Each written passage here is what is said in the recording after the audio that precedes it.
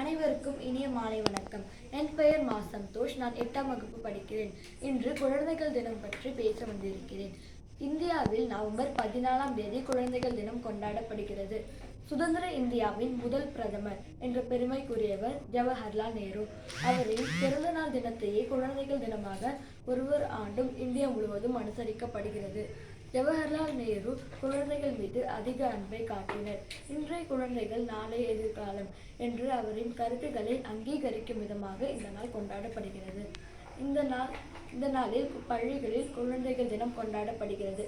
பேச்சு போட்டி, ஓவிய போட்டி, நடனம் போட்டி ஆகிய நிகழ்ச்சிகள் பள்ளிகளில் நடத்தப்படும். உலகம் முழுவதும் நவம்பர் 20ஆம் தேதி குழந்தைகள் தினம் கொண்டாடப்படுகிறது.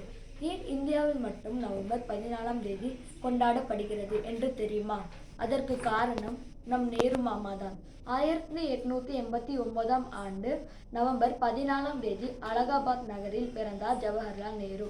ஜவஹர்லால் நேரு குழந்தைகள் மீது அதிக அன்பையும் ஆர்வத்தையும் காட்டினார். இன்றைய குழந்தைகள் நாளைய இந்தியாவின் தூண்கள் என்று நம்பினார். இன்றைய குழந்தைகள் நாளைய இந்தியாவின் அடித்தளம் என்று கூறிய நேருவின் மீது குழந்தைகளும் அதிக அன்பை காட்டினர். எனவே குழந்தைகள் அவரை பாசமாக நேரு மாமா என்று அழைத்தனர். நேரு அவர்கள் கொடுத்த ஒரு பேட்டி Nehru in his own words என்ற புத்தகமாக வெளியாகியுள்ளது.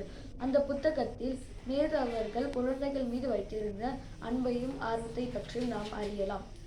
குழந்தைகள் வேறெதன் மூலம் அல்ல, அன்பினால் மட்டுமே வசப்படுத்த முடியும் என்று நம்பியதோடு அது செய்தும் காட்டினார். குழந்தைகளை வளர்க்கும் முறையிலே ஒரு நாட்டின் எதிர்காலம் அமையும் என்று நம்பினார். ஜவஹர்லால் நேரு பிறந்த இந்த தினத்தையே குழந்தைகள் தினமாக இந்தியா முழுவதும் கொண்டாடப்படுகிறது.